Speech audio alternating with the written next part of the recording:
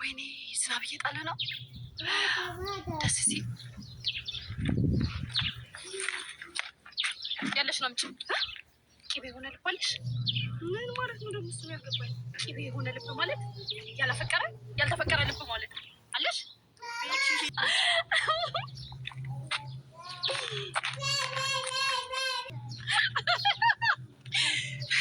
ኪባ የለም አልመጣም። አጀረ ጉርሻ ይወዳል። ታዲያ እጅሽን ጠንቀቅ። በዚያ እየያዙ መቼም ኧረ በቃ ውሻ ማ ምስል አንተ እንዴት አባቱ ነው የሚጣፍጠውን ተከሷች እጃ ሙያው እጃ ላይ ነው። ይክክልብሻለሁ ለፍቅር ሰላም ሰላም፣ ውድና የተከበራችሁ የቻናሌ ቤተሰቦች እንዴት ናችሁ? ሰላም ናችሁልኝ? እኔ ሰላም ነኝ፣ እግዚአብሔር ይመስገን። እንደ ቻናሌ አዲስ የሆናችሁ ላይክ፣ ሼር፣ ሳብስክራይብ እያደረጋችሁ ቤተሰቡን ማለት ነው ውዶችዬ። ዛሬ ደግሞ ባለፈው ከቀጠለው ካቋረጥኩት ማለት ነው ጽናት ድራማ ክፍል 45 ይዘንላችሁ መጥተናል ማለት ነው። ቤቲ እብደቷ እንደቀጠለ ነው እና ቤትዬ አብዳለች በኪራ ፍቅር ማለት ነው። የኪራ ፍቅር አሳበዳት። ቅናት ነው ፍቅር ነው ያሳበዳት እኔ እንጃ።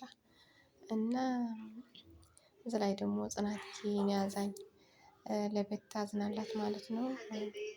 እዛ ላይ ማለት ነው ቤት አብዳለች ብላ እያዘነች፣ ኪራ ደግሞ የኔ መስኪን ምን አይነት ልብ ነው ያለሽ፣ አዛኝ ልብ ነው ያለሽ ብሎ እያባባላት ማለት ነው።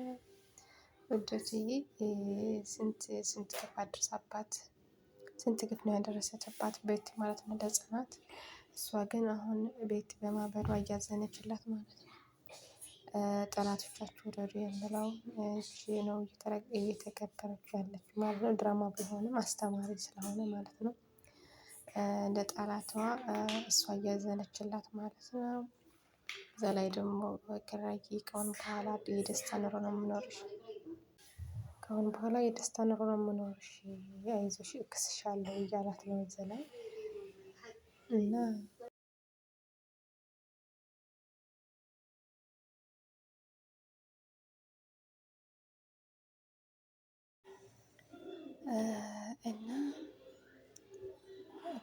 ባለፈው በጣም ጎድቷት ስለነበረ አሁን ደግሞ የሰራተኝነት ስሜት እንዳይሰማት እያደረጋት ነው ማለት ነው። በፊት ሰራተኛ ነሽ እያለ እየገባት ስለነበር አሁን ግን ይህ ስሜት እንዳይሰማት ነው እያደረጋት ያለው ማለት ነው። ወዶችዬ በት ደግሞ ጎዳና ወጣለች። ጎዳና ላይ ነው ያለችው አሁን አፍላ ማለት ነው። ምህረት ይላክልሽ እያልን እዛ ላይ ማለት ነው። ምህረቱ ይላክላት።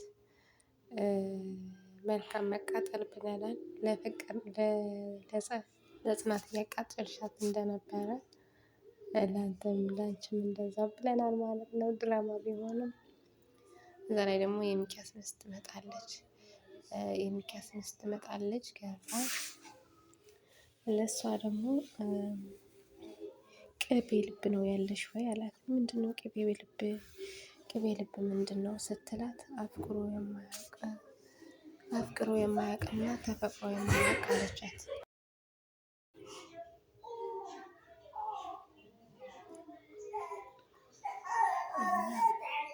አፍቅሮ የማያውቅና ተፈቅሮ የማያውቅ አለቻት ማለት ነው። እሷ ደግሞ ግራ ገብታት ወይኔ አንቺ ቤትነሽ አንቺ ያለቻት እቺ ቤት ናት እንዴ ምን ሆና ነው ብላ ግራ ገብቷት ማለት ነው። ከዛ እንደዛ እያለች እያለ ናሆማ መጣ። ናሆም መጥቶ አገላገላቸው ማለት ነው። ናሆም በጣም አዝኗል። ናሆም አዝነው ማለት ነው። በጣም አዝኗል። በየቤት እንደዚህ መሆን አሳዝኖት እዛ ላይ ይዟት ማለት ነው። እዛ ላይ ደግሞ የሚኪያስ ሚስት ደነግጣለች ማለት ነው። እጇ ይዛት ስታስፈራራት ምናምን በጣም ተደናግጣ ነበር ማለት ነው። ደንግጣ ነበር እና ምን ሆና ነው የምነክቷት ነው ብላ ነው ማለት ነው። ከዛ ወደ ቤት ሄደው ደግሞ ባሏ መጣ ሚኪያስ። ምን ሆና ነው እቺ ቤት የምትባል የነበረችው ምን ሆና ነው ምናምን አለ።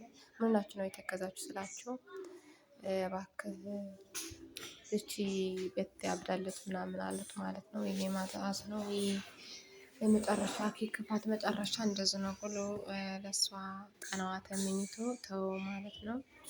በላይ ደግሞ ናሆም ከእሷ ጋር ሆኖ ነይ ተነሺ ስላት ሲደውል ለኪራ የቤት እንደዛ መሆን አሳዝኗት ማለት ነው። እነሱ አባብሎ ወደ ቤት ወሰዳት ማለት ነው። ከዛ ወደ ቤት ሲሄድ ደግሞ ሚሩ ተኝታ ነበር። ለምሩዬም በጣም ስለምወዳት በጣም እንደሚወዳት እና እንደሚያፈቅራት ነግሯት፣ ምሩ ግን ልቧ ያማታል መሰለኝ። ልቧ ስለሚያማት እኔ ላንተ የመሆን ሴት አይደለሁም ምናምን እያለችው ነው እየሸሸት ያለችው ከእሱ ጋር ማለት ነው። በጠናዋ ምክንያት ነው ማለት ነው። እሱ ደግሞ አንድ ሰው የምትወደው ከሆነ ከነ ሙሉ ድክመቱ ነው የምትቀበለው። አንቺ የራስሽ ድክመት እንዳለች ሁሉ እኔ ደግሞ የራሴ ድክመት አለኝ አላት ማለት ነው። ከዛ እንደዛ ብለው ወደ ነክራ ቤት ሄደው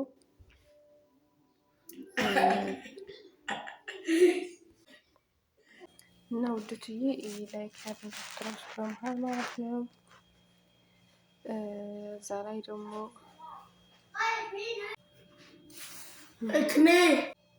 ይቅርታ በመሃል ድምጽ እየገባብኝ ስለሆነ ነው እያቋረጥኩት ያለሁት። ይቅርታ አድርጉልኝ ውድትዬ፣ የልጆች ድምጽ ስለነበረ ነው ማለት ነው። እና በቀጣይ እንገናኛለን ማለት ነው ውዶችዬ። በጣም አመሰግናለሁ እስካሁን ስለተከታተላችሁኝ አመሰግናለሁ ማለት ነው። እዚህ ላይ ደግሞ መጀመሪያ ናሆምና ምሩ ተኝተው እያሉ መጡባቸው ማለት ነው። ኪራና መጀመሪያ ጽናት መጣች። ከዛ ደግሞ ሆኑ ማለት ነው። ከዛ ጠየቁ። ከዛ እንዴት ደስ ስሎ አያምሩም አለችው ማለት ነው። እና እኔ ደግሞ ከዚህ በላይ ቀበጥ አድርጌ አኖርሻለሁ አላት ማለት ነው። ከዛ አፍራ ሄደች ወደ ክሽና ቤት ስትሄድ እሱ ደግሞ ተከትላች ሄደ።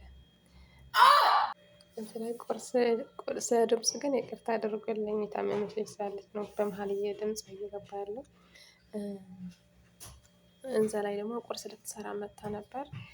ላግዝሽ አላት ማለት ነው። ቁርስ እሱ ሰራ፣ ቁርሳቸው በሉ።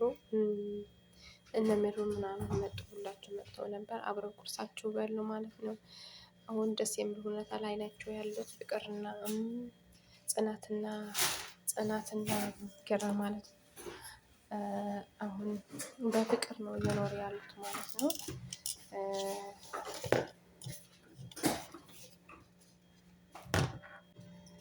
እዛ ላይ ደግሞ ናሆም ማለት ነው ከማን ጋር ነው ከማን ነው እየሸሸሽ ያለሽው? ምን ሆነሽ ነው? አንቺ እኔም እወድሻለሁ አንቺ ትወጂኛለሽ እና ለምንድን ነው የምትርቂው ከኔ አላት።